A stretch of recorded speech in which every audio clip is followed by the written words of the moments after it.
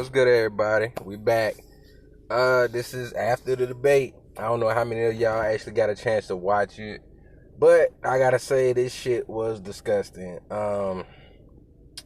It's this shit is so fucking annoying that, and I seen a newscast say that I was watching CBS News.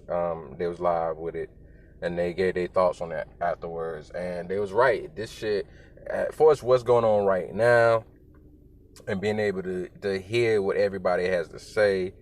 45 did that ignorant ass, childish ass shit and was just talking over even the moderator, Chris Wallace. And it was fucking annoying because you want to hear what's going to be said. Let whatever somebody has to say be said.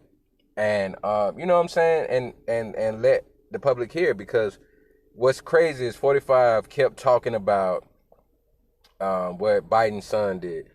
But we need to look at what 45's sons had done. The fact that one of his sons is doing dealings with Russia, that's questionable. One of his, I think his son-in-law is one of the, like a slumlord or some shit like that in Baltimore. So you're guilty of the same things that you're talking about Biden did. And then when he talks about the race relations and the police, he's taking more side for the police than what the people said. He said he didn't want to have the police to do race sensitivity training. Why would you not want that? He said they're gonna try to make it seem like racism is that bad in our country when it's not. And to me, that's a telltale that he shows what side he's on instead of being for the people all together. You know what I'm saying? We need to have situations where people on both sides are treated fairly so that we can come together and we have resolution. But as you see, he does not care about those things. And the things on with Biden, when he talks about law and order, he says he wants it, but he says he wants to be fairness for the black community when dealing with police, because historically there has been a problem, as you guys know. If you don't know, let me tell you, the fact of the police department first started came from slave watchers. They had nightmen watchers, people around the community. But I'm looking up stuff and they were saying that a lot of these people got drunk and didn't do their job correctly. But for some reason, when they started doing slave patrol, they did great. Hanging niggas, catching niggas, bringing them back to the plantation if they ran away, even up to the point of when 1865 happened, when Lincoln so-called freed the slaves. That's when they was doing their best. That's what started this whole police system. But he says he wants to go against that. Then he also talks about the Breonna Taylor case situation and how it's unfortunate, just like with George Floyd, how it was unfortunate. But Trump is saying that the police did a good job. The secretary did a good job. These are things that I'm concerned with. When he talked about the whole healthcare situation and saying that people would be able to, Biden said, people still would be able to have their own private health care. And for the people that can't afford it, they would be able to automatically be enrolled into the Medicaid. And which I believe is true, because I've had a few calls where they was asking me personally, you know, did I need health care if I didn't have my own health care? And they was trying to enroll me. So I think that is true. But unfortunately, Trump kept talking, 45 kept talking about how bad Obamacare is, but he never really put anything in place to make sure that those things were going to be able to be done. And I'm just reflecting over that, and I'm trying to think of how 45 was what he said that could have made sense, but the only problem is he did too much pointing fingers versus just talking about what he needs to do. Bringing up all the things that he said that he's done that's been so great with unemployment has not been true, because he said the unemployment rate for black people has dropped more under him than under Obama, which is not true. If you guys go ahead and look it up, you can fact check it.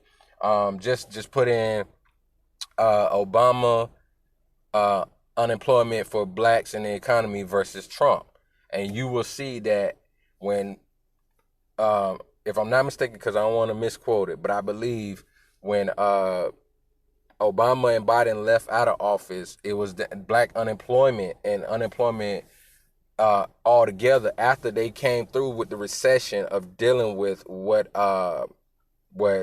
George Bush Jr. had left them was terrible. I think black people unemployment was about 14% or somewhere like that, like, or might have been higher.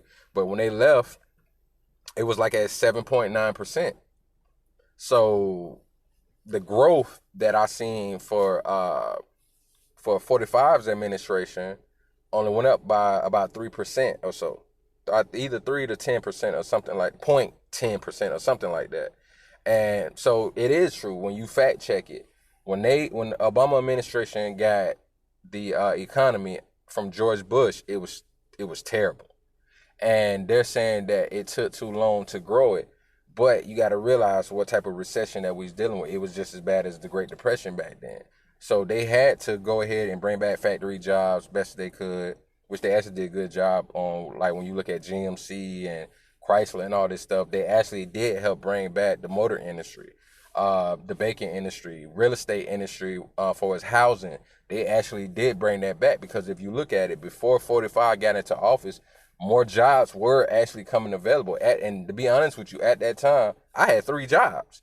So when the recession hit, it was hard to get one job. You know what I'm saying? Depending on what field you was in. But within that year and a half amount of time before Obama was leaving, I ended up having 3 jobs, and that was not due to 45. And he also lied when he said that black people were doing the best under him than any other president, because that's not true.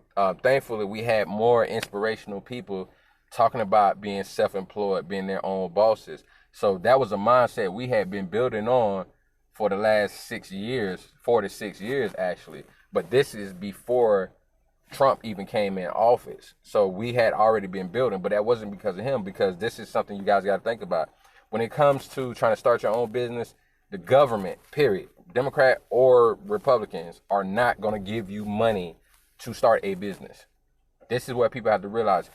For like investors, banking institutions and stuff like that, loans, you have to have a good credit score. That has nothing to do with the government. You have to have a good credit score, because when you hear people, and no offense, because I hear people say this all the time, and sadly they don't know what they're talking about because they don't fact check. These are the things that I have done myself, and which I'm fine with. That, you know, I wasn't able to get none because that forces me on my own to try to build these things up. You know what I mean? Keeping faith in God and try to, you know, put my faith to work. But if you don't, like, all the times I try, everyone that I seen, for us trying to get you a loan or any investment, anything, you have to have a good credit score. You have to already have money going through a banking system. You already have to have a LLC in place. So you can't just go to a place and say, hey, I wash cars, I make this amount of money, I should get a loan. They're going to be like, well, this is what you have to do first. How's your credit score? Where's your banking account? Where's your business banking account? Where's your LLC? Where's your cash flow? What's your capital? You can't just come in there and just get that. So when he says he was able to get all these black businesses, he's lying. And a lot of people let this shit slide and they don't know what they're talking about. Like I said, you guys look it up. It's around 80-85% of black companies do not have employees. It's self-propriety. It's the person who owns that company that works for themselves. My granddaddy works for himself. He has no employees. So this whole thing, what they saying, he's lying. It's false. And then when he said that Biden said in '94 that black people were super predators, that was actually Hillary Clinton. That was not Biden. And then in fairness, I'm trying to think back to some of the things that 45 said that he may have been correct on. The problem is the motherfucker do so much lying, it's hard to tell the truth. It's hard to tell the truth for him because he does so much lying. When he spoke on how he did great with Medicare, he did not. He actually did not. He didn't actually help nobody. He actually did not have a plan. And also when he said for the economy growing and all that, what Biden said was true. Unfortunately, if you look at it, all the rich people stayed making money. If you look at what started recovering, guess what? The stock market. And 45 said this himself. If the stock market booms, then people are able to have jobs. That's not necessarily true.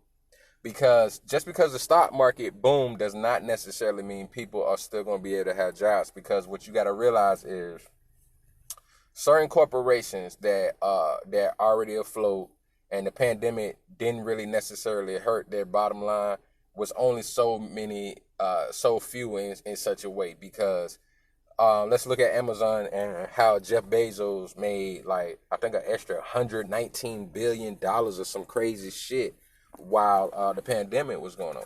Now, for those people that were able to keep working, God bless them. You know what I'm saying? Like the people that worked in the factories, getting the stuff together, the people that were shipping their product out, that owned their own companies, that worked through Amazon, and the people that was doing delivery. You know, God bless them. They was able to, keep their money going. But you have to realize something. For the people that were in restaurants, bars, movie theaters, a lot of those everyday companies had to shut down due to this pandemic.